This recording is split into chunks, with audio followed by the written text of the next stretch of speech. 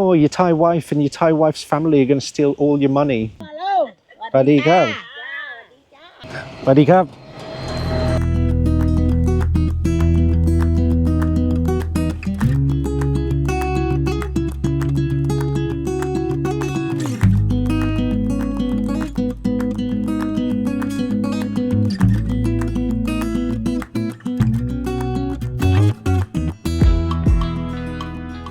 Good morning from rural Thailand. Yesterday I was down here and made some short form content for Instagram and TikTok, and many of you loved the beautiful countryside, so I thought I'd come down here today and answer some of your questions, show you a little bit of what's going on, and also address some of those negative comments. Always the way, there's always some, but that's just life when you post content online. So I'm just down in the rice fields. Ready, Cab?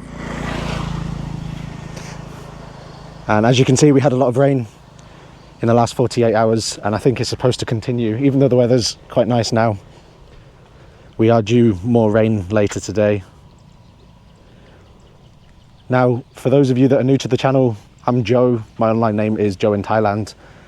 I have lived in Thailand for just over 3 years, and I've lived in rural Thailand, where I am right now, for half of that. The other half was split between Bangkok and another city nearby there. Right now I'm in Sisaket province, and as you can see, very rural part of the province as well. Just over there is the Cambodian border, maybe 30 minutes drive. This is a part of Thailand that not many people ever bother to come and see.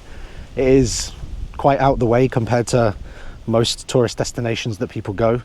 And for those of you that have been lucky enough to come and visit these areas, you'll know just how special it can be. The locals, so kind. The natural beauty all around. The simplicity of the life here. Of course, they work very hard, but it's a simple life. And you can see there's a lady in the field just now, working hard this morning. In fact, there's a lot of farmers out in the distance. You can see the camera might not pick them up, but they're all out working hard before the rain arrives later today. And something's just jumped up. I don't know if the microphone picked that up. I think there's fish in here as well. So that's the other thing that amazes me in Thailand. If you go fishing in the UK, or I tried to go fishing in the UK with my stepdad when I was younger. We had a nightmare trying to catch any fish. But in Thailand, people will literally just stand at the side of the road, cast a line into the random field, or just a puddle at the side of the road, and there are fish absolutely everywhere. The plan for today's video is to answer some of your questions that I got yesterday on my Instagram and TikTok pages about living in the Thai countryside, what you can expect when you move here, what conveniences there are, what headaches are there, things like this, so that you can get a better understanding of what life is like here. Is it for you? I don't think it is for everyone. You need to be a certain type of person to be able to move out here. Very patient, don't need too much stimulation, entertainment, etc. I live a very simple life. I'm lucky that our business is mostly online. We do go to visit a lot of clients as well. Tomorrow we're heading down to Pattaya to meet some clients, and I've also got some content to shoot down there.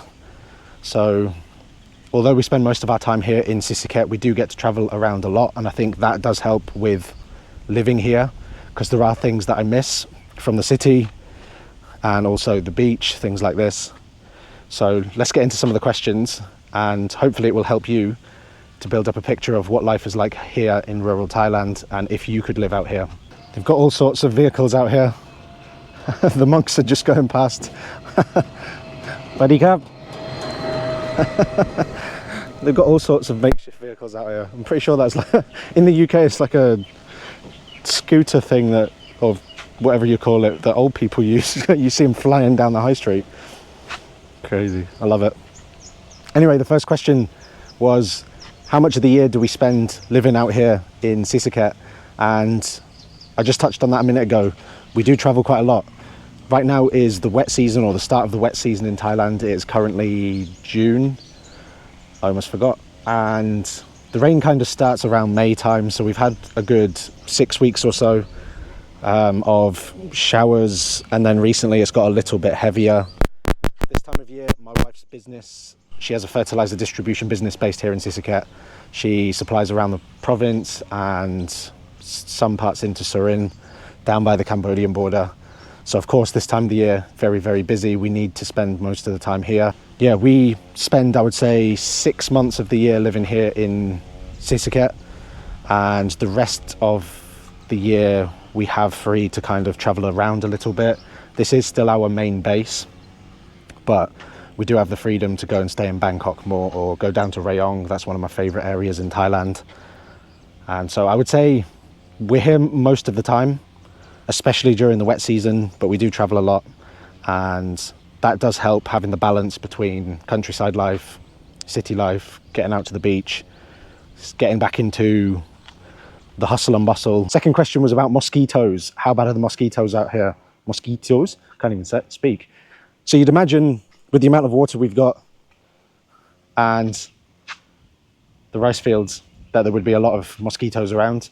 I think there are. I don't really get affected by them. I'm quite lucky. I can't remember the last time I got bit by one. Maybe when I was actually down in Phuket. I don't really have a problem with them here. My wife doesn't really get bitten by them. I don't hear people complaining about them so much. I think if your house was like that, obviously that's not someone's house, it's just a shed or whatever you want to call it. If you were living there, for example, and you were completely surrounded by the water, then I would imagine, yeah, you might have a problem with them. And because we don't really have any problem ourselves, I don't really know what you can, like, I don't practice anything in particular to stay away from them. I don't use any spray. We don't have any nets in our bedroom that we sleep under or anything like this. I have seen a couple of people that I know go into hospital with dengue fever, or dengue fever, however you say it, from mosquito bites. Now, I personally am not worried about that. I've only known 2 people ever to be in hospital from this personally. And so it is still quite rare, but it is something that you might want to consider. If you have a weakened immune system, or your immune system's not that strong, just consider them maybe. But yeah, I'm not too worried about anything in particular living here. So yeah, not too worried about mosquitoes myself, because I don't get affected that much. I know it does affect other people much, much more. The next question was quite a good one. What's the main thing that I struggle with living out in the Thai countryside? And to be honest with you, that is 100% food. So I love Thai food. I can eat pretty much everything.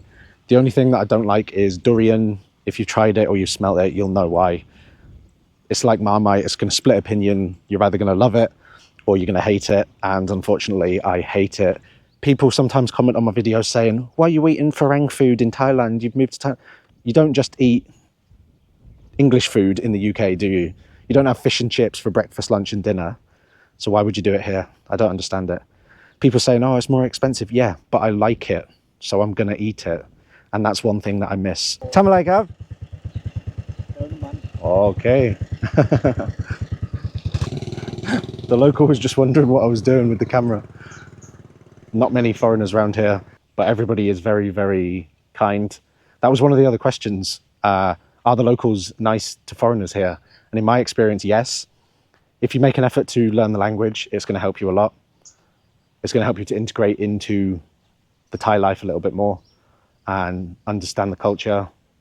And the locals will really, really appreciate you for trying to learn their language. And my Thai is by no means good. I can get by. I can have basic conversations. I can understand a lot more than I can speak. So I can understand a lot of conversations that are going on. In Sisaket, however, they do speak another language, which is, or different dialects or whatever you want to call it, which is Isan. And within that, there are like 2, 3, 4, 5, there's loads of different variations. So the village we live in mainly speaks what they Isan Lao or Lao. And then the village next to us over there, there's a lot of people that speak Isan Khmer, or the Khmer, some form of Khmer, as we're so close to the Cambodian border. So do make an effort to try and learn the language. It's going to help you to integrate into life here. You're going to have a better experience. You're just going to be able to speak to the locals, enjoy life a little bit more, rather than just sitting at home on your own, talking to yourself, going mental. All right, let's take a little walk up here. I am a little bit worried that there's going to be some snakes. We had one right outside the house yesterday, but it was only a little diddly thing, not venomous as well, which is good. The other aspect of the video that I wanted to address was the negative comments, and you get it all the time. I'm used to it now. Been doing social media for over a year. Every single day get some comments about myself, my wife's family. Oh, they're going to steal all your money. And I have heard stories of people losing a lot of money in Thailand. They're not careful. And yeah, a lot of their life savings are lost. If you're a sensible person and you meet a good person, which in most of the case, most Thai people are lovely, you're not going to have any problems. So all of these comments that you see online, just people that have mixed with the wrong groups. I'm not going to say where they spend their time. I think we all know where that might be.